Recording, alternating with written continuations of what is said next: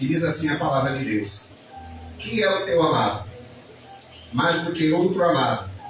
Ó tu, a mais formosa entre as mulheres, que é o teu amado, mais do que outro amado, que tanto nos conjuras. 10. O meu amado é alvo e rosado, o mais distinguido entre os 10.000. A sua cabeça é como o ouro mais apurado. Os seus cabelos, cachos de palmeira, são pretos como o corvo. Os seus olhos são como os da pomba, junto às correntes das águas lavados em leite, postos em engastes. As suas faces são como um canteiro de bálsamo, como colinas de ervas aromáticas. Os seus lábios são lírios, de goteio, mirra preciosa. As suas mãos, cilindro de ouro, embutidos de jacintos. O seu ventre, como alvo marfim, coberto de safiras, e as suas pernas, colunas de mármore, assentadas com base de ouro puro. O seu aspecto, como o do Líbano, esbelto, como os cedros. O seu falar é muitíssimo doce. Sim, ele é totalmente desejável. Tal é o meu amado, tal é o meu esposo, ó filhas de Jerusalém. Eu vou ler o 6, 1, 2 e 3 para entrar no contexto. 6, 1, 2 e 3.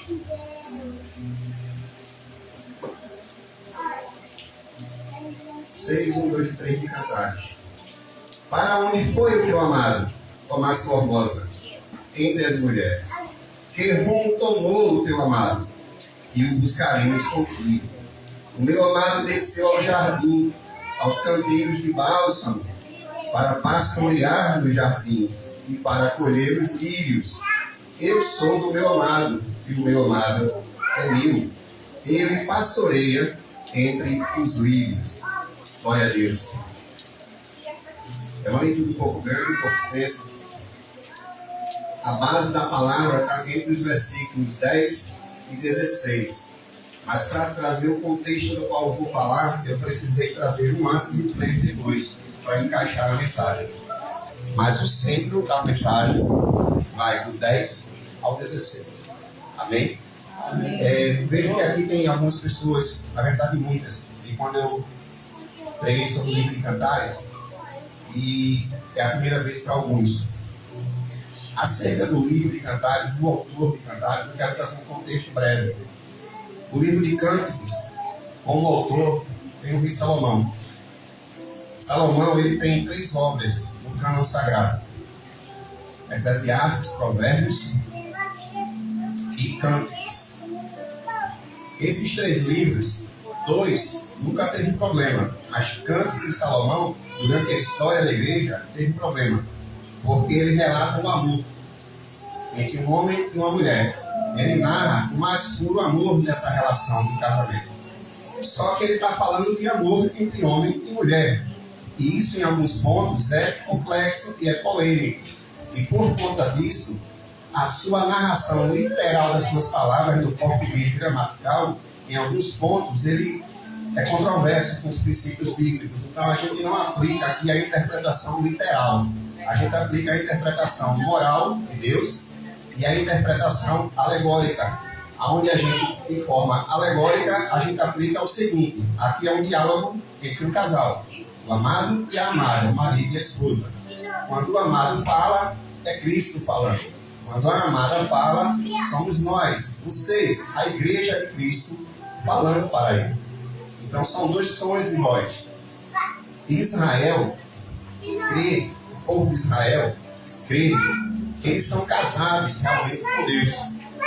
E nessa relação mútua, eles têm uma representatividade dos livros de Salomão.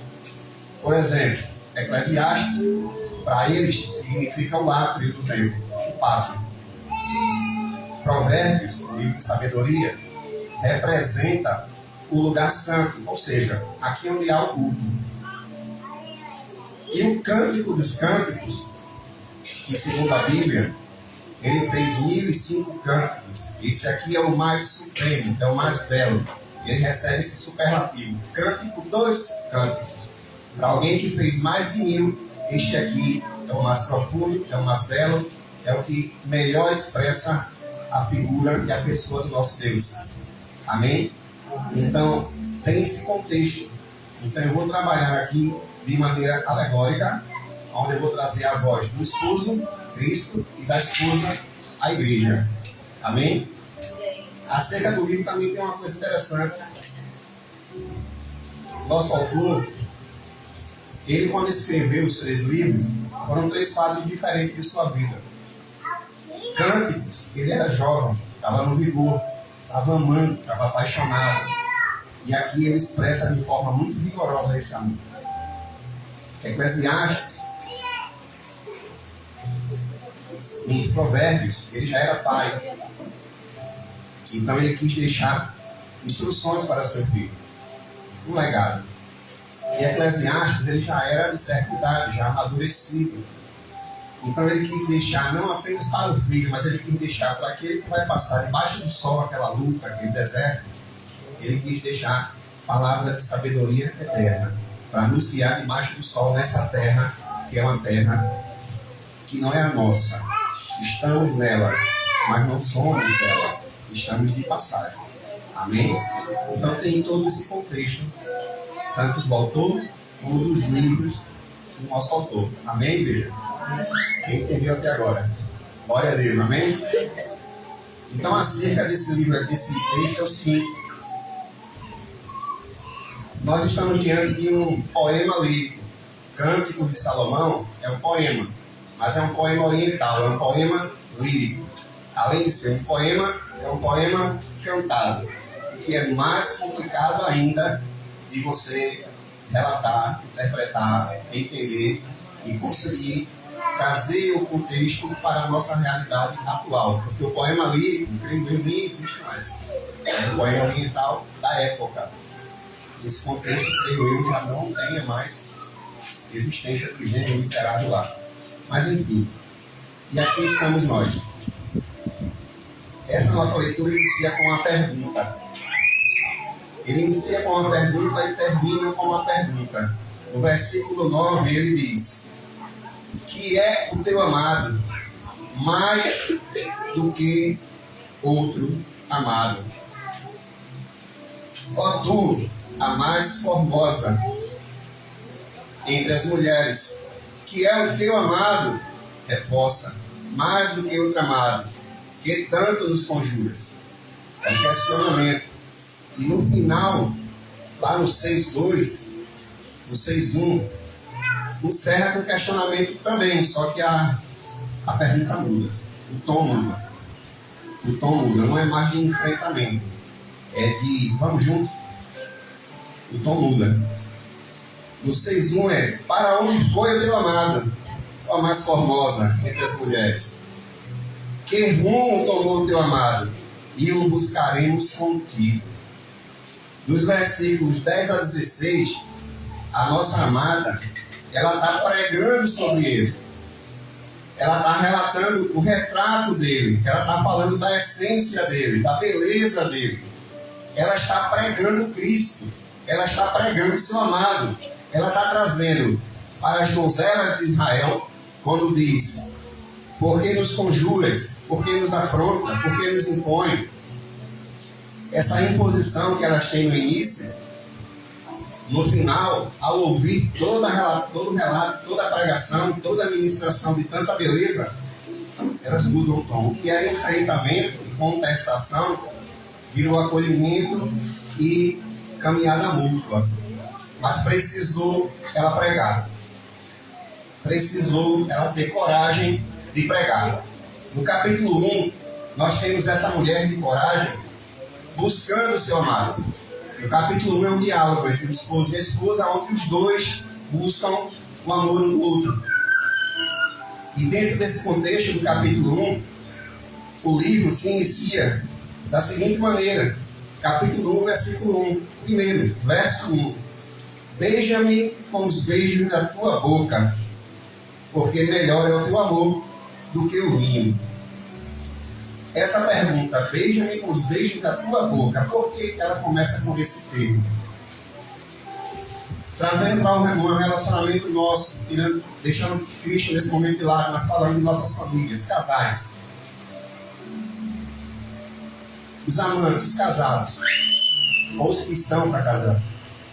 O primeiro lance, o primeiro momento que o beijo acabar, o relacionamento já está pedido. É o primeiro sinal de que Satanás está tentando para a vida da sua família.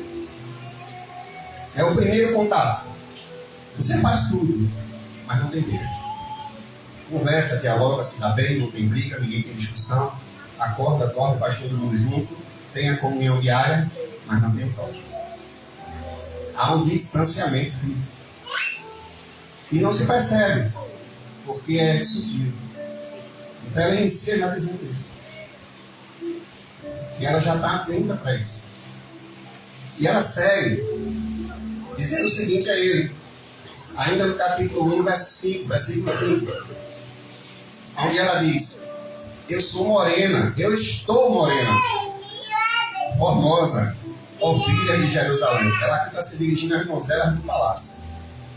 Eu estou morena, formosa, ó donzelas de Jerusalém, como as tendas de Quedar, como as cortinas de Salomão. Aqui ela está dizendo o seguinte: eu tenho experiência, eu tenho carreira, eu passei deserto, eu passei lutas, Deus me provou, Deus me aprovou. Para eu estar aqui hoje no palácio com o rei, eu precisei levar sol, eu precisei passar por tribulações, eu precisei esquecer o evangelho da prosperidade, o evangelho do triunfalismo e carregar o evangelho da cruz. Para hoje eu estar no palácio. E aqui eu tenho honra e glória de dizer, em nome de Deus, como ela diz: estou morena. Ela não diz sou. As marcas do crente, as marcas da amada igreja. Ela relata isso aqui. E mais na frente, nesse diálogo deles, há o convite. Por que o convite? O rei, ele está no palácio. Dentro do palácio tem as suas donzelas. Diz a Bíblia que ele teve 700 esposas e 300 concubinas, ou seja, 1000 no seu harém. E por que tantas? Naquela época, casamento era acordo entre nações. E ele foi soberano, ele foi um rei bastante próspero, teve um império enorme. E daí também é um dos motivos. Mas ele estava lá no seu palácio, mas os seus olhos e o seu coração estavam para o interior. Estava para fora das portas do palácio. Ele estava olhando para Suzã, a cidade de Suzã, no interior de Judá. E nessa cidade tem essa mulher sulamita. A Bíblia não diz o seu nome, é apenas essa mulher. E aqui ele visita ela, ele vai disfarçado, ele não diz que é rei. Ele vai disfarçado. E ele a conquista. E ele faz o convite. Quando ele faz esse convite no capítulo 2, levanta-te, querida minha, a partir do 11. Porque eis que passou o inverno, cessou a chuva e se foi. Aparecem as flores na terra. Chegou o tempo de cantarem as aves. A voz da rola ouve-se em nossa terra. A figueira começou a dar os seus figos e as vides em flor exalam o seu aroma. Ele aqui está conquistando ela, convidando ela para o palácio. E ela vai ao palácio. No versículo 15 do capítulo 2, que foi o ponto-chave da minha primeira pregação. Apanhar-me as raposas e as raposinhas, que desvendam os vinhedos, porque as nossas vinhas estão em flor. Ela chega no palácio e ela já disse aqui: eu estou morena, eu não sou morena, eu tenho experiência, Deus me fez provações, eu passei processo com Deus e eu desenvolvi, fui diante de Deus apresentada a Ele. E aqui, ela, ao chegar no palácio, ela já percebe o clima, já percebe o ambiente. E ela diz a ele: aqui tem raposas e raposinhas, precisamos arrancá-las. Porque nossas vinhas estão em flor. As raposas são animais carnívoros, mas tem uma única espécie, e por sinal de Deus a gente foi privilegiado aqui no Brasil. Ela tem uma alimentação mista, ela come carne e come folhas, frutos, não folhas, frutos. E como ela come frutos, a vinha tem frutos. Ela não vai comer o pé nem vai comer a folha, ela vai comer os frutos. Imagine uma igreja sem frutos. Um crente sem frutos é uma fé morta, é uma fé parada. Não serve para nada. Está ali parado. Ele está na igreja, não se converteu ainda. O amor de Deus não entrou nele ainda. A palavra ainda não clamou. A nova criatura ainda não nasceu. Ainda está insensível para o Espírito Santo. Que não é o caso dela. Assim que ela chegou, ela determinou esse ambiente e já afrontou. Vamos juntar. Agora nessas raposas e raposinhas, nossas linhas estão em fruto. Já está na época de frutos. E ela segue no 3. No 3 é um dos sonhos que ela tem. Ela tem 2 sonhos relatados nesse livro. E nesse sonho, ela toma um posicionamento, é uma via dolorosa. E nessa via dolorosa ela começa no 3:1. De noite no meu leito busquei o amado da minha alma. Busquei e não achei. Levantar-me-ei, pois, e rodearei a cidade pelas ruas, pelas praças, buscarei o amado da minha alma. Busquei, mas não o achei.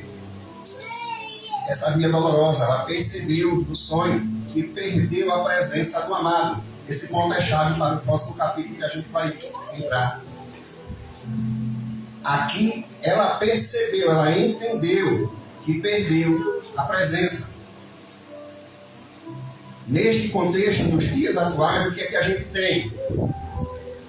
Igrejas crescendo inchadas, onde o discipulado está sendo feito de maneira afrouxada, os padrões estão sendo feitos enfraquecidos, não estão formando homens líderes, não estão formando mulheres fortes. E o que acontece com isso? A obra fica raquítica. A igreja não anda. É difícil hoje um crente saber defender a fé. É difícil hoje um jovem chegar na faculdade e defender o livro de Jó. Porque ele, quando chegar na faculdade, ele vai ser afrontado. Ele vai ser afrontado. Tem gente aqui que passou, a senhora já estudou, que já passou em creio, se foi pública, principalmente as federais. E eu sei até quais são os livros que eles usam para afrontar os jovens, com as suas ideologias. São 3. E o único filósofo dos anos de 1700 foi escrito no ano 1700. E se usa hoje ainda. E por que eles usam esses livros nas faculdades? Ele mata Deus. Porque se Deus existir, eles não conseguem trabalhar a ideologia. O outro, ele mata Cristo. Se o Pai e o Filho não existem, não há evangelho. E no outro, ele apresenta um novo modelo de homem. E nesse novo modelo de homem vem a igreja inclusiva, a igreja gay. Uma igreja triunfalista, de glória para ganhar. Enquanto você está dando glória aqui, grite glória que seu Deus está na sua casa. É isso que estão pregando, isso é teologia satânica. Isso é triunfalista. É dar glória não pelo que ele é pelo que ele vai dar. E os jovens chegam na faculdade e não sabem defender a fé de Jó. Não sabem explicar por que Jó sofreu tanto. Porque está sendo afrouxada a doutrina nas igrejas. Cantares é um livro poético, lindo. Mas quando a gente traz a mensagem que está dentro dele, é bem dura. De uma maneira geral, é bem dura. E aqui ela diz também o seguinte, ela diz que na rua ela não encontrou o amado. Ela encontrou os guardas. E na verdade ela diz assim no 3, encontraram-me os guardas. Quem são esses guardas? Os guardas representam a lei. Na época de Cristo, a lei eram os fariseus.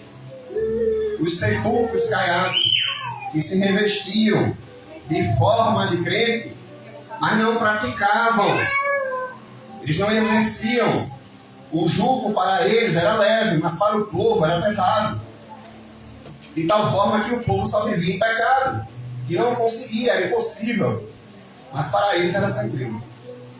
Eles faziam vista grossa.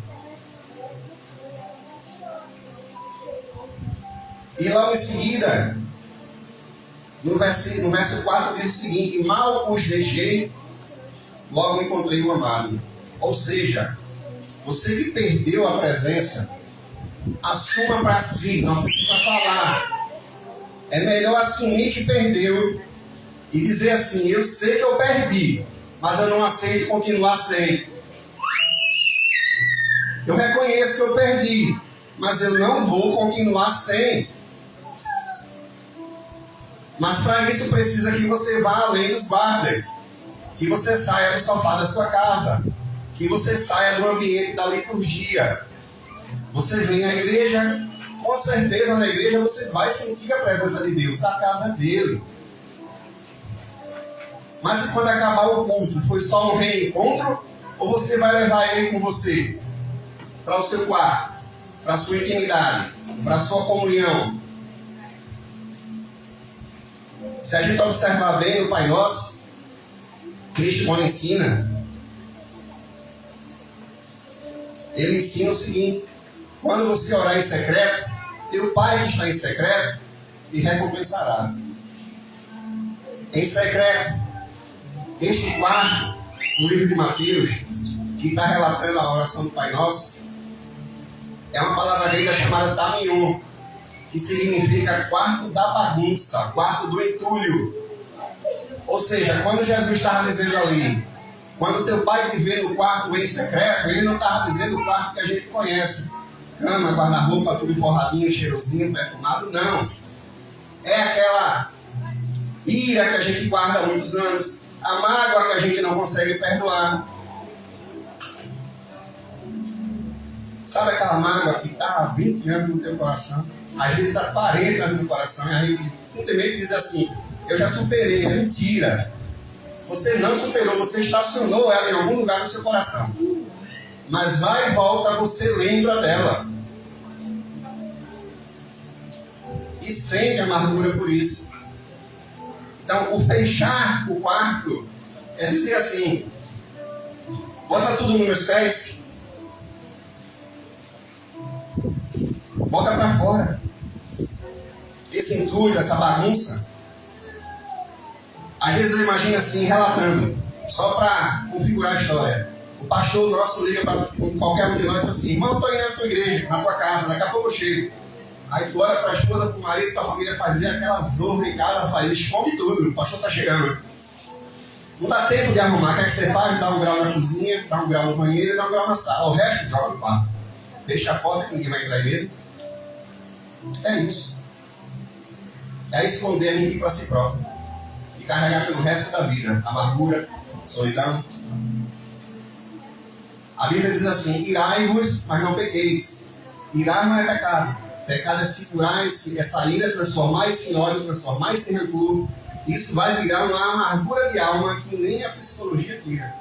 Só Deus, só o Espírito Santo. Enquanto está na mente, o médico cura, mas quando desce por coração, até o salmista fala disso, a amargura de alma não tem remédio, não. É Deus. Então é muito profundo aqui. E seguindo para o capítulo 5, o que a gente vê aqui, nesse relato, a pergunta: cadê o teu amado? No verso 9: que é o teu amado? Ela fez uma pregação do 10 ao 16. Ela está pregando. Eu falei do capítulo 1 e 2, 3 e 4, para trazer esse contexto. Ela está pregando ele, ela está falando sobre ele, ela está exaltando ele, o seu amado, que no nosso caso é Cristo. Ela está pregando e com muita propriedade, com muita segurança. Mas aqui ela foi agora combatida. Cadê o teu amado? Tu estás falando dele, tu estás pregando sobre ele, mas eu não estou enxergando ele na tua vida. O contexto é diferente do capítulo 3. No capítulo 3 ela sonha. Quando ela aqui está dormindo, quando acorda, ela não acha ele, ela vai para a rua procurar. No capítulo 3, ela percebe que perdeu a presença e vai em busca. Ela toma coragem de abrir a porta do quarto e ir à busca, sabendo que se abrir a porta do quarto e ir à busca, vai passar vergonha, vai ser afrontada, vai ser apontada. Mas ela preferiu passar o que passou, mas ela não deixou de buscar a presença. Aqui é o contrário. Aqui ela está sendo questionada na pregação. Ela está pregando, ela está evangelizando. Ela está falando do amado dela para outras pessoas. E quando ela acaba de pregar, o que ela escuta? Cadê teu amado? Eu não estou ofendendo na tua vida, não. Eu creio que isso quebra o crente. Quebra ou não quebra? Isso destrói a autoestima de qualquer crente. Vamos trazer um contexto? Eu louvo, eu prego, eu oro, tão bem, tão belo, tão corretinho, me visto de acordo, me comporto de acordo, meu proceder está dentro da Bíblia. Legalismo, parisianismo.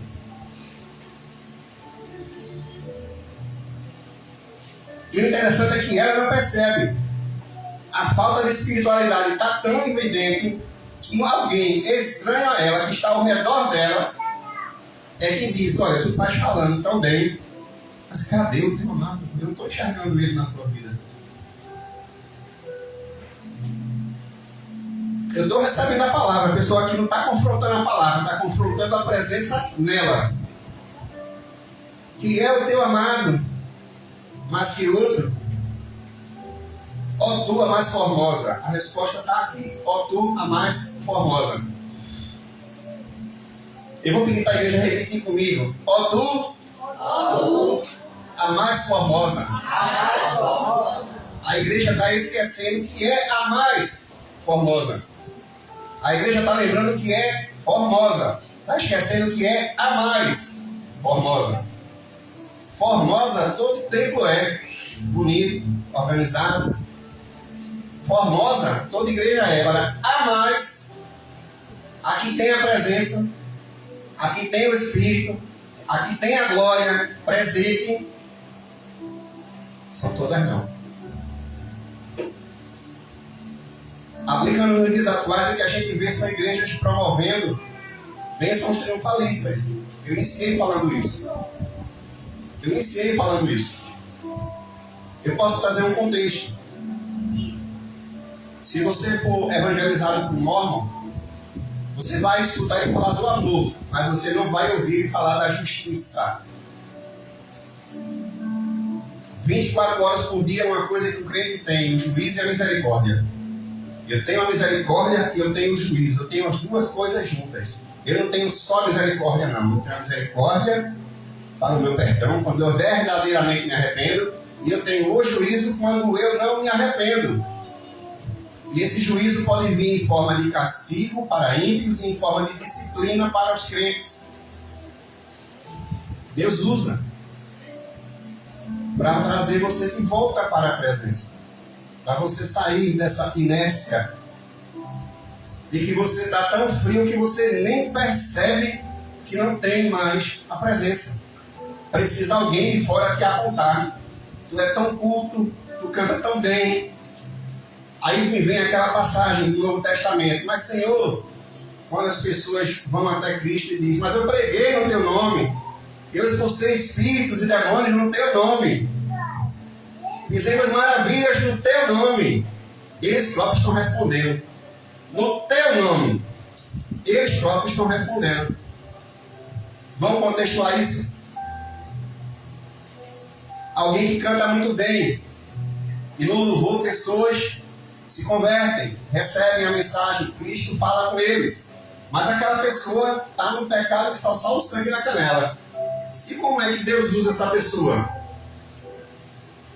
Verdadeiramente, o nome de Jesus é que está sendo cantado.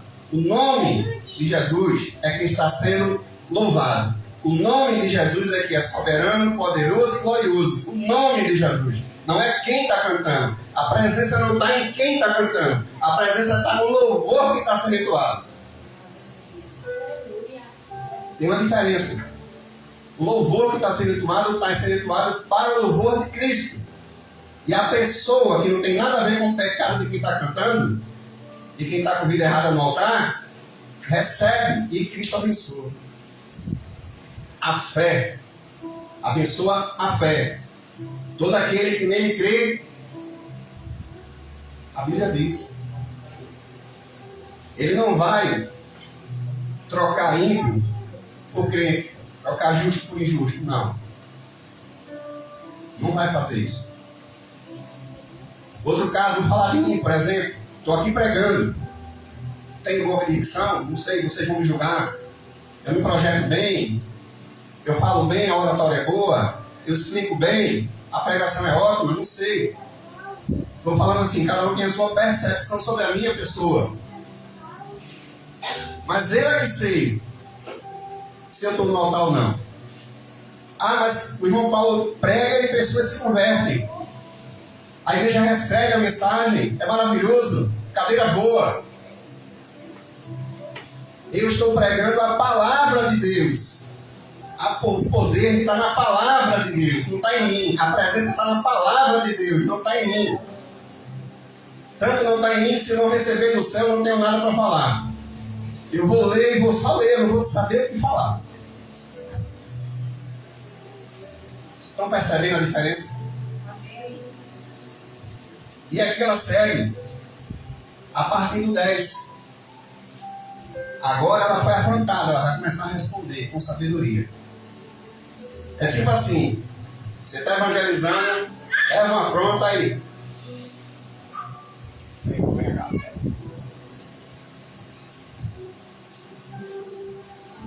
Contar os passarinhos. Nosso pastor ensinou. É bem assim. Aquele que está no mundo, Satanás não está ligando, não, já está fazendo a vontade dele. Mas quem está na obra, a guerra é grande, a luta é grande. Não se engane não, para a nossa diaconisa Thelma, nossa irmã Tânia, chegar aqui na frente e fazer esse culto de hoje, não é fácil. Eu sei a minha luta e imagino a delas. No dia a dia, em tudo. Tudo se levanta. Dia de culto, principalmente, já começa o dia antes. Às vezes 7 dias antes. É terrível. E a cruz nunca acaba. Se acostume. Não acaba. A cruz vai até o fim. A cruz não acaba. Mas a graça dele é derramada sobre nós para que a gente possa suportar. E aqui ela começa a pregar sobre ele. Ela diz: o meu amado é alvo e rosado. O mais distinguido entre 10.000. Alvo e rosado. Ele é puro. Ele é santo. Ele não é qualquer um. Ele não tem impureza. Ele não é impuro no falar. Ele não é impuro no se projetar. Ele é puro. Ele é alvo.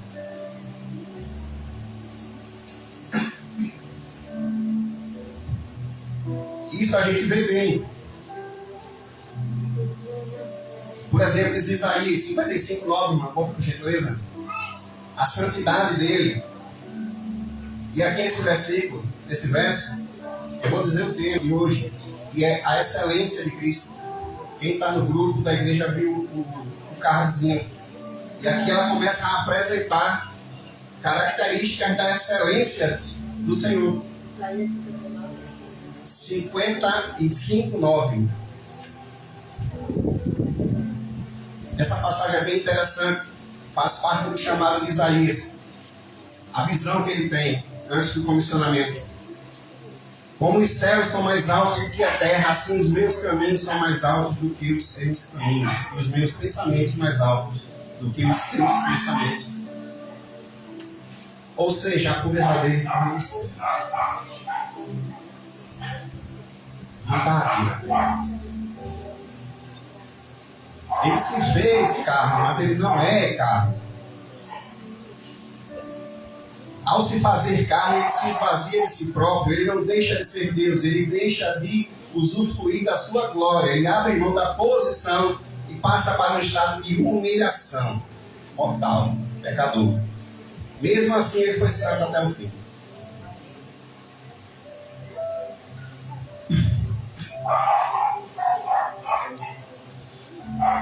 Coloca por gentileza, irmã, 6, a partir do 1, mesmo livro.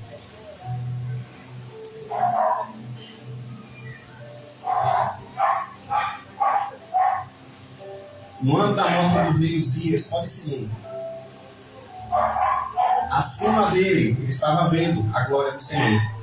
Estavam serafins acima dele. Estavam serafins, cada um deles tinha 6 asas. Com 2 cobriam seus rostos, com 2 cobriam os pés e com 2 voavam. Aqui retrata a santidade dele. Os serafins estavam acima do trono, estavam voando acima dele. Mas ele é o maior.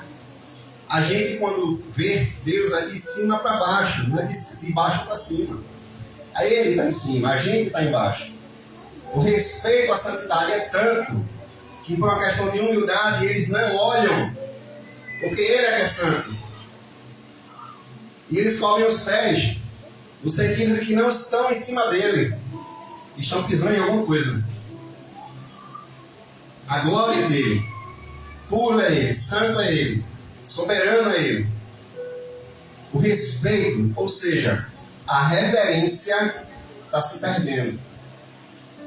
Com essa pregação do glorifique aqui que Deus está fazendo na sua casa. Se ele vai fazer ou não vai fazer, não interessa, é glorifique. Porque no culto a gente vem para entregar, a gente não vem para receber. E ela continua aqui dizendo o seguinte: sua cabeça.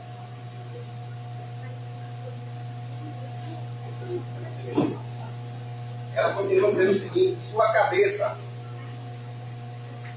Perceba que primeiro ela fala dele, da pureza dele, da santidade dele.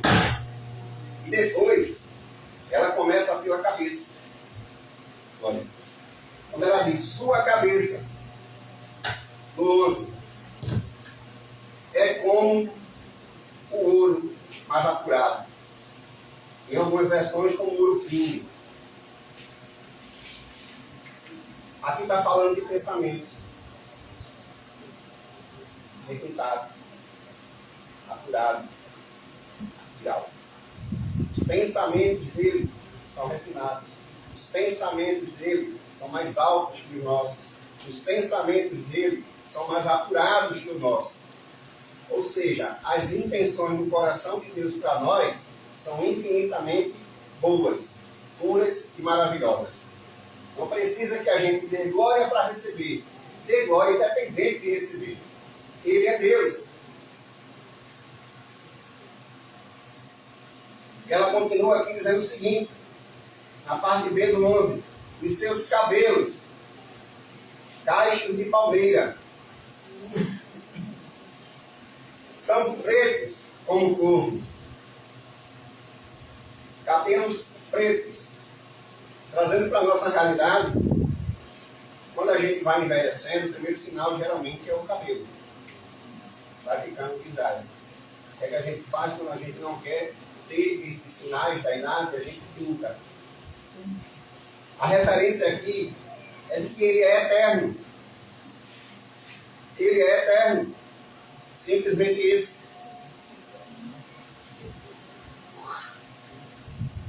Em sua eternidade ele é fiel.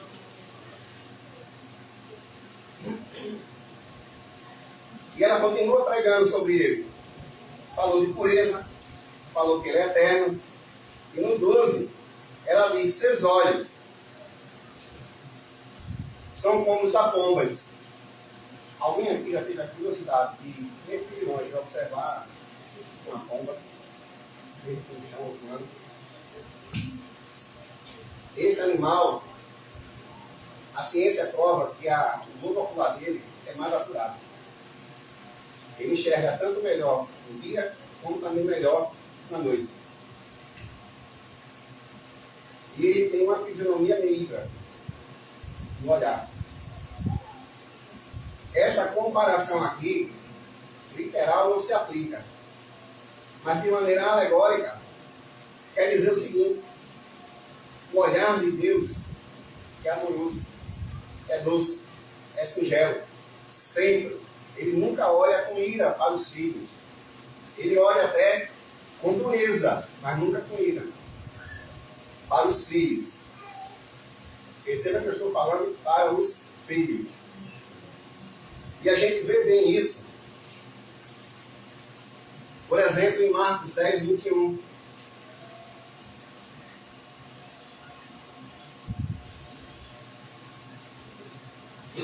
colocando aqui embaixo.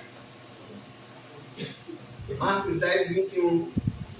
Jesus olhou para ele com amor e disse: falta alguma coisa a você? Vá, venda tudo o que possui, dê o dinheiro aos pobres, e você terá um tesouro no céu. Depois, venha e me siga. É a parábola do rico, do jovem rico. E ele chega para Cristo e pergunta: Senhor, o que eu faço?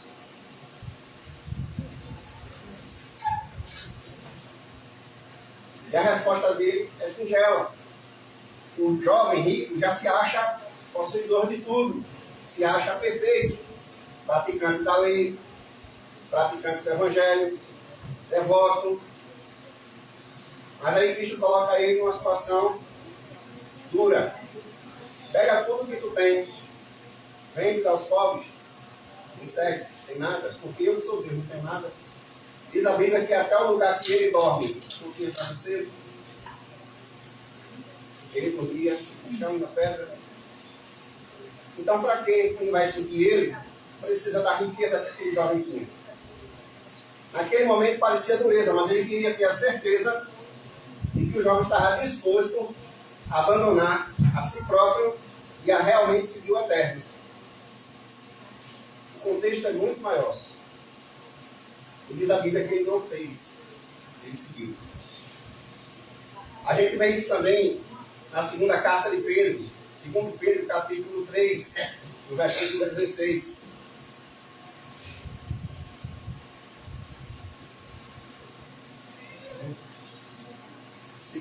Segunda carta de Pedro, 3,16.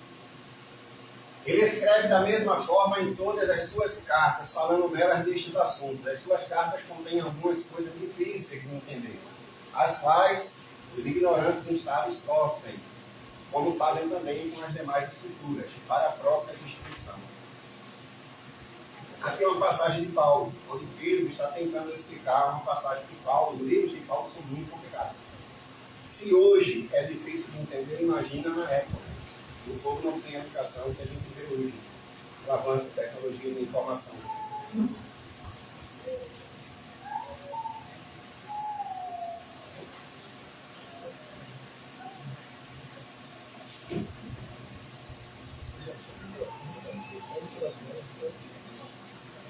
O verso 13. As suas faces são como um canteiro de bálsamo. Quando eu li esse verso, eu estou falando verso porque é poesia, não é versículo. Quando eu li esse texto, essa expressão, suas faces, para um ignorante, vai entender duas caras. Para um ignorante, vai entender duas caras. Mas aqui o seguinte, ele é soberano. E na história bíblica, ele apareceu da forma que ele quis. Ele apareceu quando quis, da maneira que quis, e falou com quem quis. Na hora dele, como a irmã me disse hoje, na secretária, tem tempo para tudo. E a gente vê bem isso. Esse versículo 13, quando ele diz suas faces, onde ele se manifesta da forma que ele quiser. Josué, capítulo 5, versículo 13.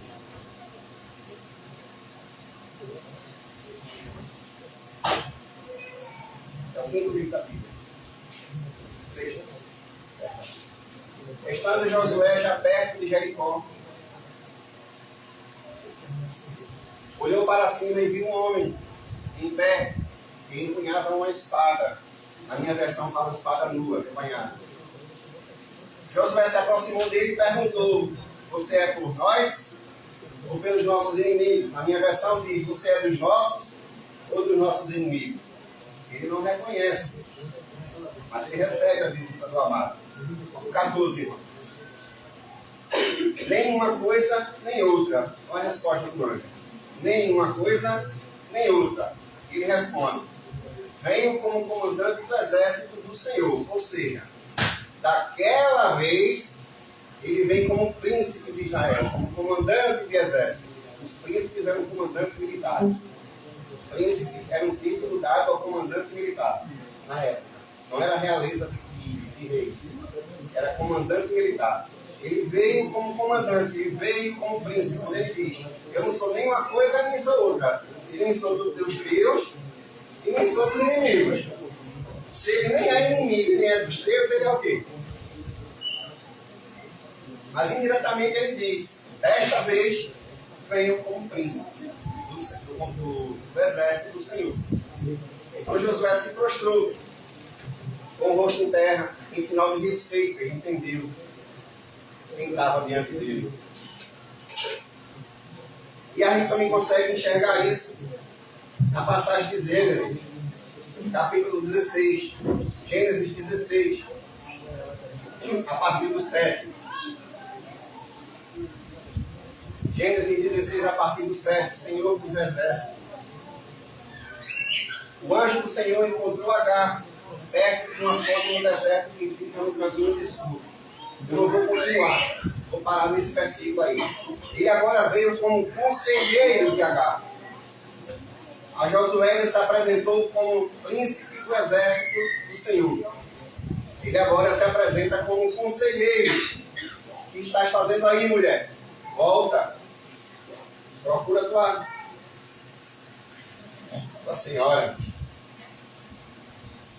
Porque o Senhor ouviu o choro do menino. Naquele momento ele aparece o anjo como conselheiro. E ele também em Juízes, capítulo 13, versículos 17 e 18.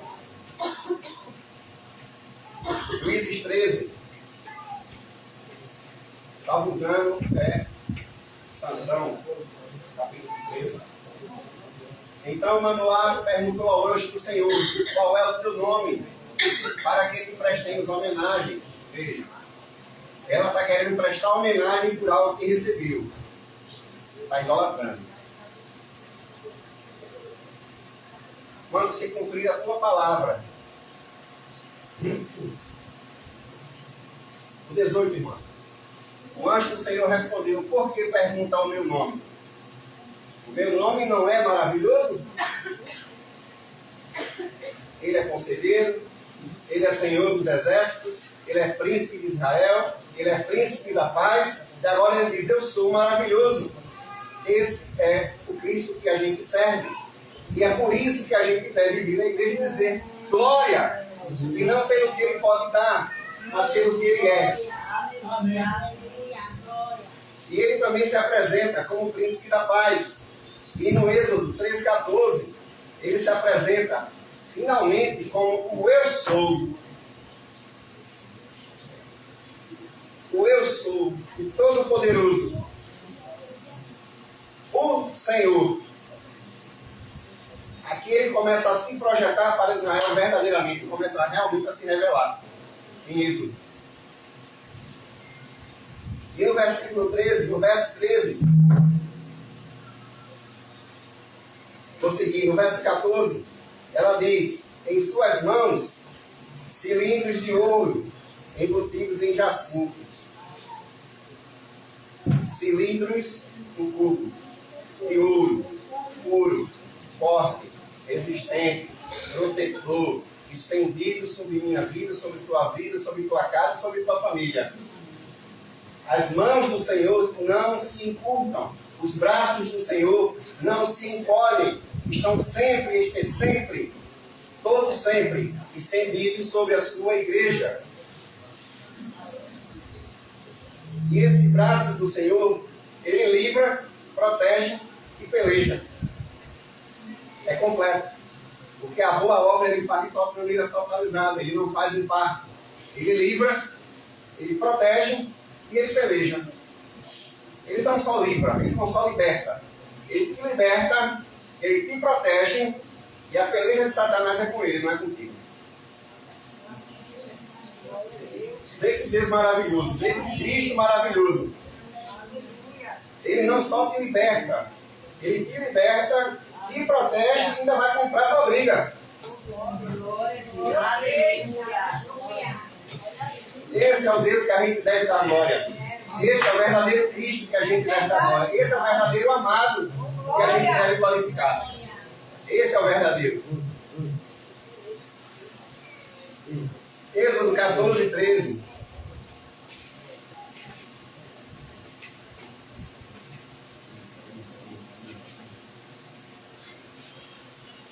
14, versículo 13 e 14. Moisés respondeu ao povo, aqui o povo estava reclamando, estava murmurando. Porque naquele momento Deus mandou Moisés voltar e acampar e aguardar Faraó. Eles não tinham passado ainda o rio. E naquele momento, quando avistaram o exército de Faraó, começaram a reclamar. Não era melhor que tivéssemos ficado lá para que a gente não morresse aqui? Acaso faltava sepulcro para que trouxesse a gente para o deserto? Glória.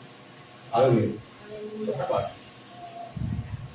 E naquele momento eles estavam murmurando. E a resposta de Moisés é essa: não tenham medo, fiquem firmes e vejam o livramento que o Senhor trará hoje, porque nunca mais vocês verão os egípcios que vêm hoje. Ou seja, ele livra e protege. E no 14, o Senhor lutará por vocês. Calma, se aquieta. Livra, protege e peleja. Esse é o Senhor da glória. É o Senhor soberano. É o Senhor todo-poderoso que nós servimos. Amém? Glória a Deus. E agora a gente vai caminhando para encerrar. 4 minutos. Glória a Deus. Suas pernas. Eu ia entrar no ventre, mas eu estou pulando. O ventre é muito grande, onde determina a genealogia de Cristo, ou seja, ele é divino desde o ventre.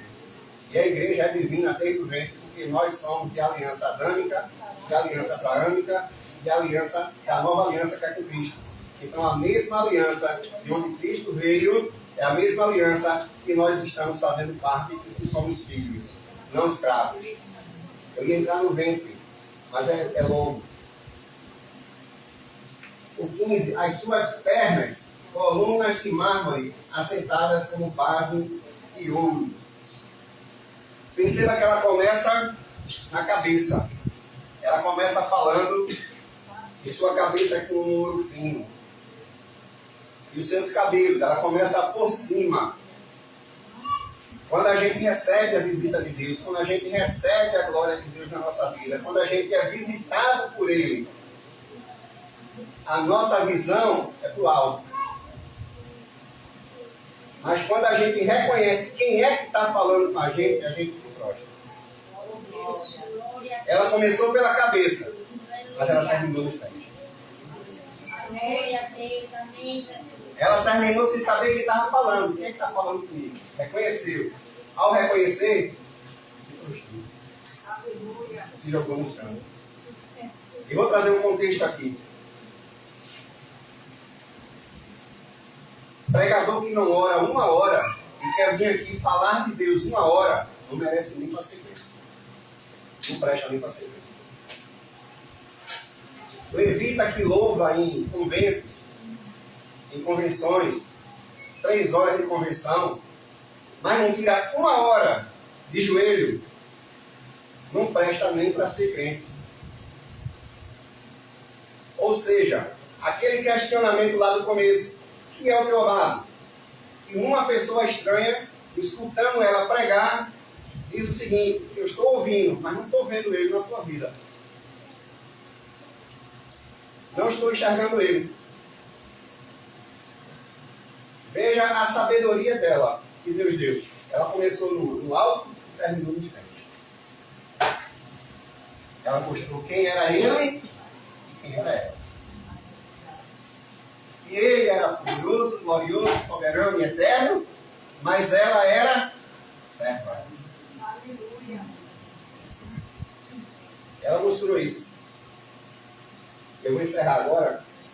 Amém? Com a seguinte aplicação apenas. Só. Que a igreja hoje possa sair daqui com uma coisa no coração. Quando você escutar de qualquer pregador, qualquer pessoa que esteja evangelizando, dê glória que Deus vai curar, dê glória que Deus vai abençoar, dê glória, dê glória, dê glória. Mas por algo que você vai ganhar, repreenda que não é Deus, é Satanás. Porque se ele vai curar ou não, ele continua sendo Deus. Se ele vai abrir a porta ou não, ele continua sendo Deus. A gente tem uma coisa preciosa, a vida. A gente acorda porque Ele permite que a gente acorde. Glória a Deus. Pode falar normal para mim. Amém? Amém. Deus abençoe a igreja. Glória a Deus. Amém. Hoje, quarta-feira, próximo domingo, a igreja presente e aos que são visitantes que quiserem participar da nossa igreja, abraça os visitantes na Santa Ceia. Aqui, a gente não tem essa história de, não, você não é daqui, você não ceia. Você pode e deve, porque a sua comunhão é com Deus, é com Cristo, não é com dois. Amém? Amém. Domingo é a nossa Santa Ceia. Glória a Deus. Nosso culto começa às 7.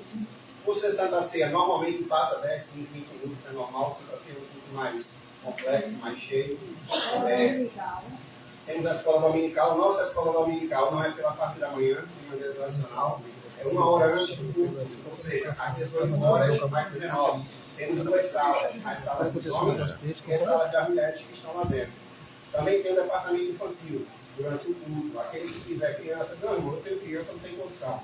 Não tem problema, traga a sua criança. Principalmente a sua criança, para que ela cresça na presença de Deus. Para que ela cresça na presença, escutando quem é esse Deus maravilhoso que você vive falando para ele. Amém? Mais alguma vez? Bom, nosso pastor não está aqui hoje, mas o motivo é honroso.